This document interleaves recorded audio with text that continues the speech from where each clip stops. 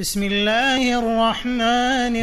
الرحيم إنا أرسلنا نوحا إلى قومه أن أنذر قومك من قبل أن يأتيهم عذاب أليم قال يا قوم إني لكم نذير مبين أن اعبدوا الله واتقوه وأطيعون يغفر لكم من ذنوبكم ويؤخركم إلى أجل مسمى إن أجل الله إذا جاء لا يؤخر لو كنتم تعلمون قال رب إني دعوت قومي ليلا ونهارا فلم يزدهم دعائي إلا فرارا وإني كلما دعوتهم لتغفر لهم جعلوا أصابعهم في آذانهم واستغشوا ثيابهم وأصروا واستكبروا استكبارا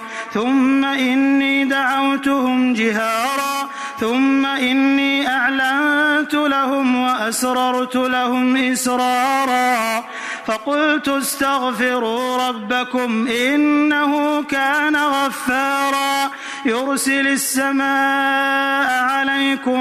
مدرارا ويمددكم بأموال وبنين ويجعل لكم جنات ويجعل لكم أنهارا ما لكم لا ترجون لله وقارا وقد خلقكم أطوارا ألم تروا كيف خلق الله 7 سماوات طباقا وجعل القمر فيهن نورا وجعل الشمس سراجا والله أنبتكم من الأرض نباتا ثم يعيدكم فيها ويخرجكم إخراجا والله جعل لكم الأرض بساطا لتسلكوا منها سبلا فجاجا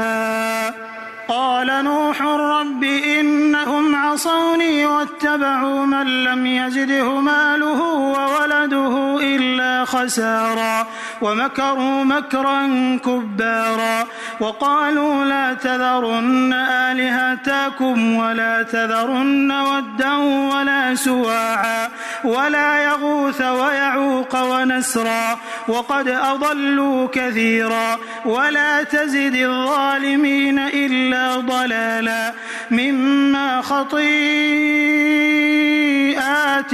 أغرقوا فأدخلوا نارا فلم يجدوا لهم من دون الله أنصارا وقال نوح رب لا تذر على الأرض من الكافرين ديارا إنك إن تذرهم يضلوا عبادك ولا يلدوا إلا فاجرا كفارا رب اغفر لي ولوالدي ولمن دخل بيتي مؤمنا وللمؤمنين والمؤمنات ولا تزد الظالمين إلا تبارا.